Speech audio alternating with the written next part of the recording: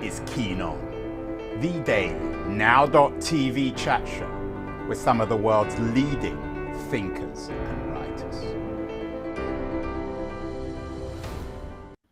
Hello everybody, it is Thursday, August the 24th, 2023. Yesterday we had the distinguished science journalist Anya Kamenetz on the show talking about the polycrisis, particularly how to deal with kids or our kids in this crisis, explaining to them why they can't play outside, what to say to kids when the world is ending or the world is burning and the air is unusable and fire is all around us. Fire seems to be ubiquitous, particularly in the summer of 2023. When we look back, I think we will remember it as the summer of fires. We're all familiar, of course, with the tragedy in Hawaii and Lahaina, but the headlines are equally bad in Salem, Oregon, and all over California, where I am.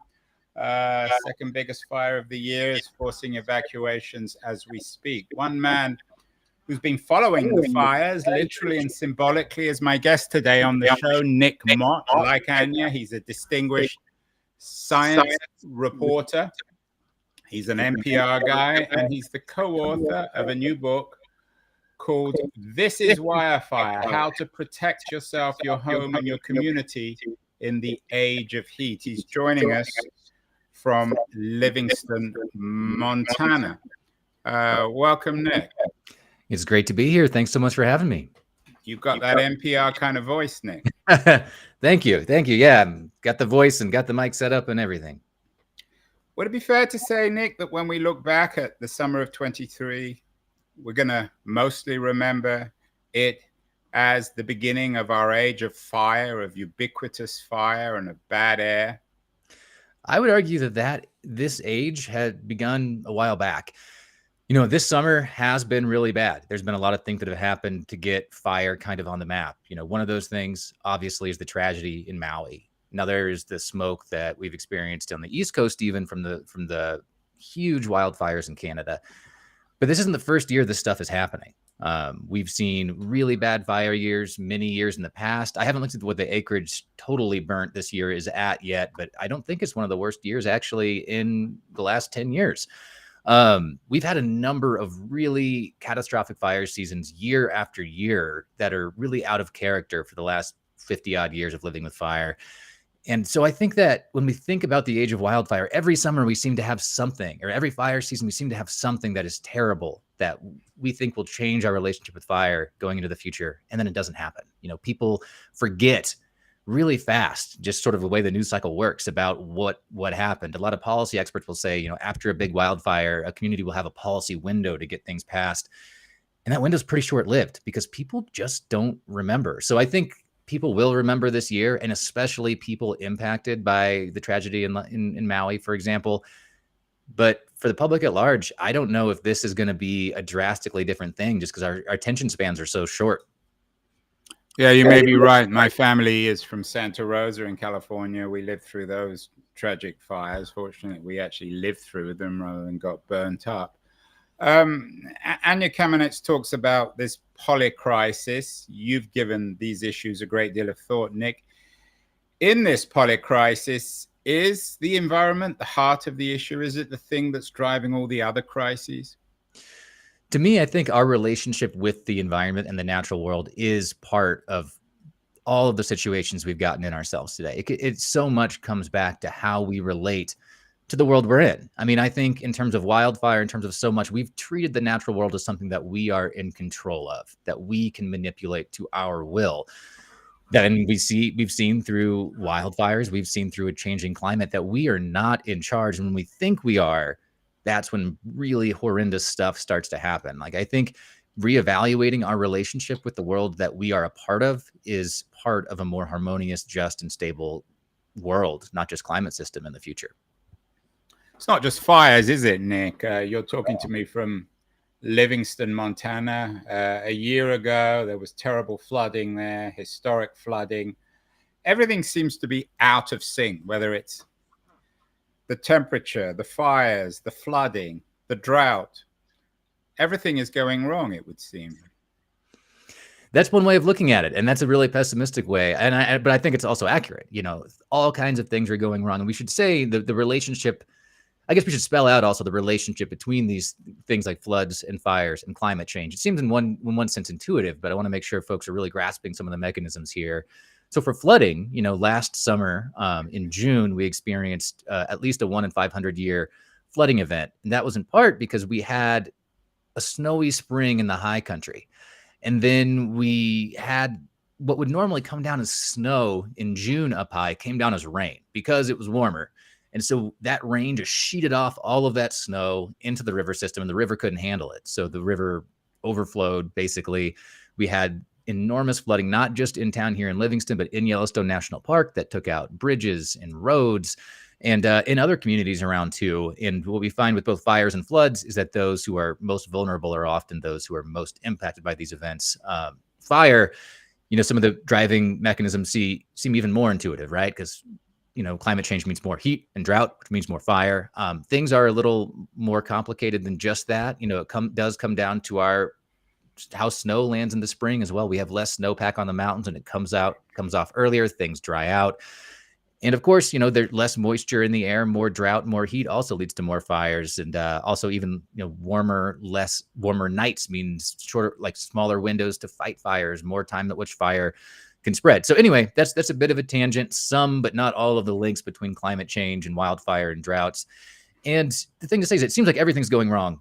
And in a lot of ways that's true. But I think when we talk about these events, it's easy to make them really one-dimensional. Like all fire is bad, all flooding is bad. But both of these events have really important, actually can have, I should say, not always, have really important ecological benefits as well. So, one thing to make note of is all of our forest systems pretty much across the country have evolved with fire. And in the West, relatively frequent fire. So another reason for the problem that we've got, another reason we're facing the problems we're facing today is because we've tried to treat it, like I said before, like we can control fire. For the last 100 years, we've tried to snuff out fires. And even as science has recognized that a lot of ecosystems are dependent on fire to thrive, we put them out. And that makes fire worse by loading many forests, not all forests, with more fuel that can make fires burn much hotter and faster and spread more.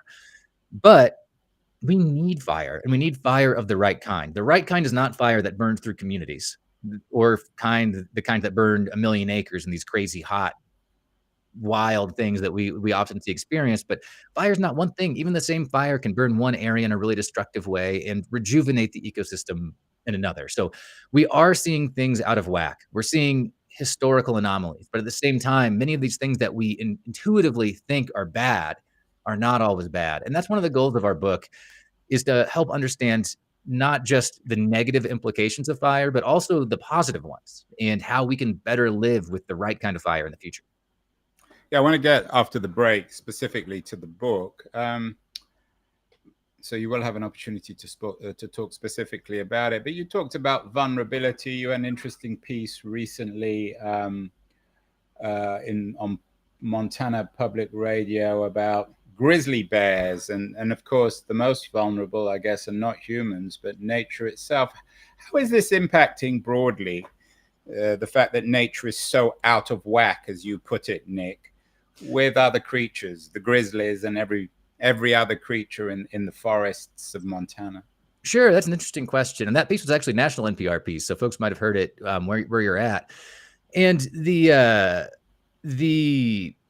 short answer to the question is there's a lot of ways in which wildlife and nature is out of whack, and because of what we've done, not just in terms of climate change, but also where we've built homes, where we've built highways and roads, and how we've just fragmented habitat. When we talk about wildlife, habitat loss is one of the major issues facing wildlife today.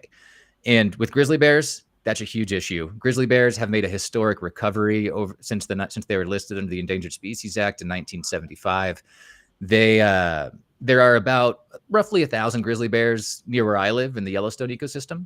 And a lot of folks say that's too many bears, actually. They've done too good a job of coming back. Their range has expanded too. They're in places they haven't been seen in more than a century. So that in a lot of ways, grizzlies are a conservation success story. But since we're talking about fire here too, a lot of folks wonder, what does wildfire mean for wildlife? How many bears or elk or whatever are killed by wildfire or have habitat that's lost by wildfire? And the answer is one, of course, it depends. But two, probably not as many as you think. A lot of these species, just like forests, depend on burning to thrive. And it depends on the kind of fire. It depends on a whole lot of things. But one place to look for an answer to this is back in the historic wildfires in Yellowstone in 1988, burned tons and tons of land, both in the park and in the region. And it was, much like the smoke in the east this year, it was people were ringing alarm bells. They were like, holy crap, this is really bad. What's this mean for this sort of iconic area? And it turned out that it was not bad for wildlife. These fires burning millions of acres probably didn't, some animals were killed, but not that many. Animals know when to get out of the way, unlike people. And one scientist I think was quoted at the time saying, it wasn't that bad for wildlife, but we need to make Smokey the Bear extinct, because Smokey the Bear has this sort of very one-dimensional relationship with wildfire, saying, we need to put all fire out. But I hope that answered what you're asking there a little bit. Yeah, and because you're obviously this stuff, you're painting it in more sophisticated terms than I think most people intuitively think. Joe Biden was in Hawaii recently, touring the devastation and announcing a $185 million mitigation and resilience package. Can government do much on this front, or is this part of the problem, the attempt to control nature, Nick? Well, it all depends what that resilience package looks like. And in the case of Hawaii, I'm not familiar with what that $185 million will do. So I won't say if that particular instance will be a good or a bad thing, or probably both things, as many things are. What government can do is we do need more money. And we do need more money to go towards two main things. One is forest projects that could make a meaningful difference in wildfire. When I say that, I mean things like thinning out forests and doing prescribed burning. Well, studies show that, forest thinning does make the hugest difference when it comes to wildfire resilience. And that means like not logging, not clear cutting, not cutting down all the trees, but cutting down the smaller diameter ones that would have normally been taken out by historic wildfires that we did not allow to happen over the last 100 years. And that followed by prescribed burning, but meaning carefully planned, low intensity fire at the right time of year under the right conditions, can make forests much more resilient to wildfire, and especially make communities bordering those forests much more resilient to wildfire. So we can invest in that. And that investment takes both money and personnel and staff and resources and training. What we can also do, and what we especially need to do and are not doing right now across the country and across the West, where what we see the wildfire problem in its most acute form, is invest in what people can do on their own property and in their own homes to become more resilient to wildfire. That means things like metal roofs in what's called the wildland urban interface, where people are at risk of wildfire. That means things like, new windows, sealing up places in your on your house that could be vulnerable to floating embers. So somewhat counterintuitively, people think of a wildfire coming through and they think like it's the big flames that are gonna get you, that are gonna come and light your house on fire. What actually studies show makes houses burn is not the flame front itself. It's not like a campfire gradually encroaching on your house. It's the embers coming off of the fire that land on your roof, that land on your fence, that land on your deck, or get into your attic, or other ways into your house that then ignite the home. And as soon as one home is ignited, it can ignite other stuff around it, of course. So making houses more resilient to wildfire, that also means getting rid of some trees on your property, potentially. That means getting rid of fuel and mulch immediately around your house. There's a lot of things people can do to become more resilient to fire. And a lot of those things are expensive. They take time and money. So an investment from government in doing that stuff would go a long way. Other stuff government can do too comes down to zoning and regulations and codes to mandate that kind of work, because a lot of people won't do that work on your own. You got limited time and resources, and especially in new construction is a big issue too. So much new construction is happening in areas vulnerable to wildfire, and we need to make sure that construction is happening in a thoughtful way. We're speaking with Nick Mott, the co-author of This Is Wildfire, an important new book addressing how to cope with the threat of fire in our age of heat, as he puts it in his subtitle. Nick, we're going to take a short break. I want to credit our sponsor, Liberties, a quarterly journal of culture and politics. We'll run a short ad for them. And then we'll be back, and I want to address specifically some of the stuff you deal with in the book. So stay with us, everyone. We'll be back with Nick Mott, the co-author of This Is Wildfire, in a couple of seconds. Beyond the news, the noise, there is nuance, insight. Liberties is not just a journal of ideas. It's a meteor of intelligent substance. It's the place to be for engaged citizens. Politics, opinion, substance. Liberties is a triumph for freedom of thought. A quarterly of urgency, of cultural exploration, of intellectual delight, of immaculate prose. It's invaluable. Subscribe now or find Liberties at your favorite bookseller. And to check out more, you go to libertiesjournal.com. We are talking with Nick Mott, the co-author of This Is Wildfire, How to Protect Yourself, Your Home, and Your Community in the Age of Heat. Before the break, Nick, we talked about what government can do.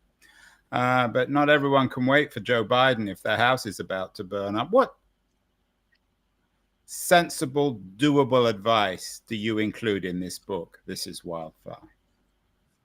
Yes, the whole last basically quarter of the book is about what you can do at home and in your own community. So we kind of break this down in two categories. One is just thinking individually about your own property. One of the first things to think about is your roof. Is your roof wood? And is it old? Does it need replacing? If so, don't put in a flammable wood roof. There are lots of alternatives, especially metal roofs that can be much more resilient to wildfire. Like I mentioned before, the real issue with homes and wildfires, floating embers that can get on your property and start a fire there. So making all of your house more resilient to that is the key.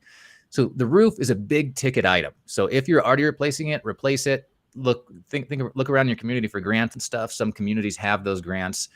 Also on your home, some of the low-hanging fruit is like move firewood away from your house. Obviously firewood's flammable. Move other flammable stuff away. You have to think about landscaping a little differently. So whereas you ordinarily might have all these beautiful plants and trees right next to your house, it can provide good shade. It's just sort of the way things are done. Being fire resilient doesn't mean sacrificing a beautiful landscape. It just means thinking about it in a different way. So like getting rid of that flammable wood mulch, using other stuff, having basically a fuel break between your house and if a fire were to come in from outside your house, or if an ember was to float right next to your house, you don't want it dropping into something that will ignite. So an alternative to sort of the traditional landscaping thing could be, using gravel or pebbles instead of mulch. There's also a lot of resources you can find in our book and online about more fire resilient plants that won't just ignite, go up in flames if an ember lands on them. You can also think about, if you're living in a forested place, which a lot of people do, then you might need to thin out those trees a little farther away from your house. So basically make it so that there's not ladder fuel that could ladder flames up a tree. And that if the flames do get there, that there's not all this stuff touching each other to help spread those flames further. Basically, what you want to think about is trying to make it so that if a fire starts in your yard, if an ember floats down and starts a small fire, there's not this continuous path to bring fire to your house. You also want to seal up your house. So things like eave vents and soffits should get sealed up with fine mesh to help prevent embers getting into your house and starting a fire there. And all of that stuff we find goes a really, really long way in making a home fire resilient. Now, I mentioned there are two categories. That's sort of an individual level stuff you can do. And I should also say, Google Firewise, you'll find a whole bunch of specific practices that can get you started thinking. Google other fire resilience organizations in your town and community. There are professionals potentially where you live that can help you find where to start and what works for your needs and your property. But the other thing is, this stuff matters little if your community as a whole isn't on board. So one of the bigger things you can do is talk with your neighbors, organize community meetings. Some communities have been creating like tool libraries where you can lend stuff out to neighbors for free, or volunteer your own time to help others who can't do that work on their own. We need to get entire communities engaged with this work in order for it to be effective. And same goes with local government, like lobby your city council for more codes and zoning and ordinances. Like this stuff isn't just big federal initiatives. It comes down to the city, to the county level as well, and just to your neighborhood, like getting other folks involved, and not just like doing stuff to your own house. It also creates a norm in your community that can get other people to be like, oh, this stuff isn't so bad. It's not so weird to make my house more fire resilient. Other people are doing it too. Nick, my wife and I were thinking of getting a house in Sonoma, north of San Francisco. One place we saw we both liked, but she was concerned that it was in a fire zone. I mean, all of Sonoma is a fire zone. And it was up a rather steep hill on a small street, really a dirt path, which she was concerned would make it difficult for firefighters to get up there in the case of a fire. Is that something people should be concerned about, particularly in terms of buying new places or even dealing with their homes and the streets around them? Absolutely. So another thing to be thinking about is what happens if a fire does occur. And not so like, how do I get out of here? How do I know if something bad is happening near me? And if it is, where do I go? What do I do? So absolutely thinking about sort of like, can a large like fire truck type thing get through here? And or could there be two-way traffic coming out of here if people are going up and going down? So if you're talking about a small, rough dirt road, that could be problematic. That could limit your evacuation ability. You should also always have a go bag packed, like have something ready to, hit the road at a short notice if you need, and also always make sure you're signed up for your area's emergency notifications wherever they come from. One thing, I've found is that a lot of people don't know where to sign those up for. Like I realized when that flood happened last year, we got evacuated, and I realized I wasn't signed up for the notifications. And so now I am, and now I know how that stuff works in my area. In this case, it's a county notification that you actually have to like be on an email list for, or a phone list for. So in your case, thinking about the Sonoma property, you can also look at, I think it's wildfirerisk.org, if that's correct. I can't remember the exact address, but you can Google it. There are websites where you can find out your current address or an address you're thinking about, what the fire risk there is like. And if that risk is high, that's something you should be thinking about. I can't say to do something or not to do something, but that should certainly be in the calculus you're using about whether to live in a place, just like it would be to live in a floodplain.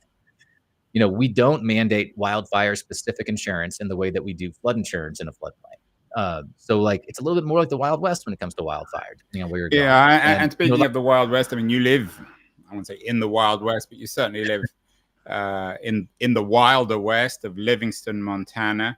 I live in San Francisco, very urban place. Should people who live in cities be as concerned as people living in Sonoma or in Montana? It's really tricky because the concerns are different. I would say there are real risks in the Bay Area. There was what was called, I believe, the Oakland firestorm back in the 90s. Which was really catastrophic tragedy. I mean, a lot of people were killed. The speed of that fire was so shocking. Absolutely. So that's to say there is risk there. It just looks different. It feels safer when you're not around trees, right? Wildfire is something you don't think about as much. Or in the case of Maui, like unless you are aware of how wildfires work there, you wouldn't we think of, California and Colorado and Montana and Idaho and all these like Western states as wildfire places where they happen. We don't think of the tropics. But the same goes for cities, but we saw the suburbs of Denver, in Boulder County, the Marshall Fire burn a couple winters ago. And so that's to say, think about what the fuel is. When I say fuel, it's the stuff that can burn if fire does happen. A lot of times it's tall grasses, invasive grasses especially they come right back after a fire too. So things like cheatgrass, real bad. Invasive grasses also fueled that Maui wildfire. So it's just trickier in a city, I would say. It's a lot of people rent rather than own. You're in denser development. You might live in an apartment building, so you can't do those same things on your house. You should talk with local professionals and other organizations about what wildfire risk might look like. It is more anomalous, I would say, for a large city like the heart of San Francisco to burn. But especially if you're on the outskirts of that kind of area, it's probably something you should be thinking about. I mentioned earlier in the introduction, Nick, that we talked yesterday to Anya Kamenetz, and I'm particularly concerned about what we should tell children and what we should and shouldn't allow kids to do. What's your take on that? Well, I don't have any kids, so I don't give this a ton of thought in my own personal experience. But, wildfire presents challenges for anybody that's going to be outside. So one thing is to know what's going on where you are. Actually, even since our manuscript was submitted for the book, I've found some good resources that are brand new that can help you understand the latest evacuation notices and where fires are at. So one thing I would plug is a nonprofit app called Watch Duty. You can just download it. and it like will turn location services on, and it'll notify you when wildfires happen near your area and update in real time. And locals can also contribute to those observations. So that can help, just being aware of your own safety in an area and what's going on around you. And like, if you might say, if I was going to make a trip up to Glacier National Park, I could look at the app and be like, oh, shoot, there's a bunch of fires around. I should be aware of this, maybe rethink my plans, or be aware to deal with the smoke. Thinking about kids, thinking about vulnerability to smoke is a big deal. So what I would say is, one, make your home ready for wildfire smoke. That can mean a HEPA filter in your house to make sure that air is breathable. Or if you're on a budget, what we do actually is use a furnace filter on a box fan, and that also works pretty well. And also be ready for smoke if you have to be outside. It's an unfortunate part of life, but we've gotten used to it through the pandemic, is wearing N95. So that can also help if you do have to be outside during times of wildfire smoke. With kids, with just like anything, I would encourage both kids and adults alike to not just think of fire as this bad limiting thing. Fire does rejuvenate ecosystems too. So like when it makes the news in the way that it has been lately, it's because of its tragedy and its horror. But there's so much more to wildfire beyond that. So what I would talk to kids about is not just the horror and tragedy of wildfire, but also the beauty of it and the things that it does to the ecosystem that are really beneficial, to create better habitat in some cases, to literally breathe life back into forests that have become clogged up and out of sync. So, there's a lot of ways that you can. So what you're saying is lay off a little bit of the apocalyptic thinking and discourse that often parents seem to include with this. Yeah, absolutely. And I think that goes a long way with a lot of these things. When talking about climate issues, when it's only framed as problems, then it seems so overwhelming and impossible to deal with. We need to be thinking more about solutions and more about ways to actually move ahead and address these crises, rather than just sort of be paralyzed by the terror of it all. And you've clearly done that, Nick. You've dedicated your life to this. My daughter's majoring in environmental science. Any final thoughts on that in terms of kids who want to get involved in this stuff, who want to try to address all these issues? Yeah, one thing I would highlight is what's going on here in my home state, Montana. My local high school here, Park High School, has a green initiative that's doing really amazing work when it comes to the climate. We're hosting like a climate summit this year. It's gonna be like a conference for high schoolers from all over the state. So just getting students together to talk about this stuff is really important. Also, here in Montana, we had something truly historic happen. There was a group of young kids filed suit against the state of Montana, the Held versus State of Montana case, because over the Constitution's right to a clean and healthful environment and the state's practice of continuing to permit fossil fuel drilling and extraction. And just, I think last week, the judge ruled in favor of the youth. This is truly historic, and it will change what's happening in Montana. And it shows that kids have the power to make true change. And one of those students was a member of the Green Initiative here in Livingston, local high school student. So I'd say that's a huge thing to think about, organize with other students and don't be paralyzed by that inaction. We can see what students are already doing to make waves across the country.